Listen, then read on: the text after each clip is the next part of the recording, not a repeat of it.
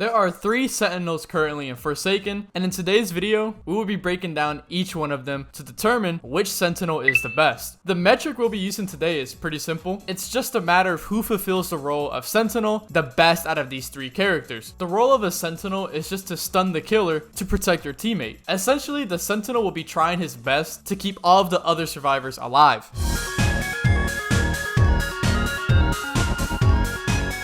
The first Sentinel we'll be going over is Guess 1337. I feel like this is the first Sentinel beginners gravitate to because when you can see that he can block a killer's attack, it seems extremely overpowered. And if you're a beginner, as a killer, you most likely got countered by a Guest, so he sort of seems like the best option to beginners. While that may be true for a server filled with beginners, once you go against more experienced killers, Guest starts to become much harder to be efficient with because killers can easily bait out your block. And even if you're able to block, they can still get out of the way if you try to counter punch immediately. More experienced Guest players usually don't counter right away with a punch. They reserve their punch until a more unexpected moment. But even then, for you to bait an experienced killer in the first place to hit your block is really hard. So Guest players are left with hitbox hunting, which is essentially you trying to get in the way of an attack to block it and get your punch. But this is always extremely risky, and the stuns that you get with Guest in the first place aren't incredible. If you're able to somehow land a hit immediately after a block, it stuns the killer for 3.5 seconds. And if you reserve your punch and land it, it only stuns them for 2 seconds. Compared to the other Sentinels, Guest definitely seems lacking because more likely than not, you're gonna have to reserve your punch and then only get a stun for 2 seconds. His stun duration isn't worth all of the trouble you have to go through to even get the ability to stun the killer. Lastly, this was added in today's update, but Guest actually got a small buff. Not anything relevant, but the most important thing is now he has hit priority over others. So now he's going to be more effective hitbox hunting and taking hits for others.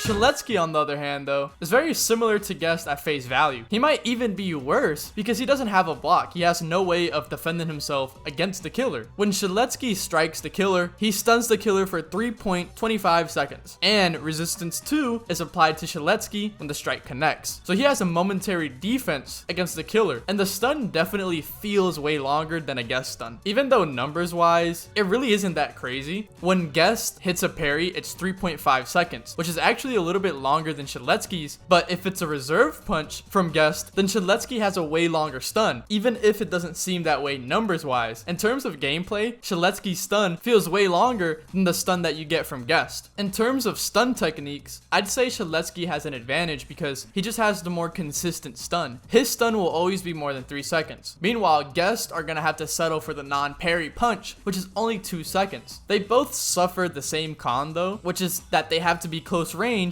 to the killer, which leads to them being susceptible to the killer baiting. But for Shedletsky, it's much easier to sneak in and stun the killer for longer. He doesn't need to prompt the block first to get his ability. He just has the ability in the first place. On top of that, if Shedletsky is hit in the process of stunning, he can just heal up on his own afterwards. So he doesn't even need to depend on a support character to heal up or items on the map. For those reasons, I definitely suggest for players to choose Shedletsky over Guest because he's going to be essentially doing the same thing as Guest, but just better.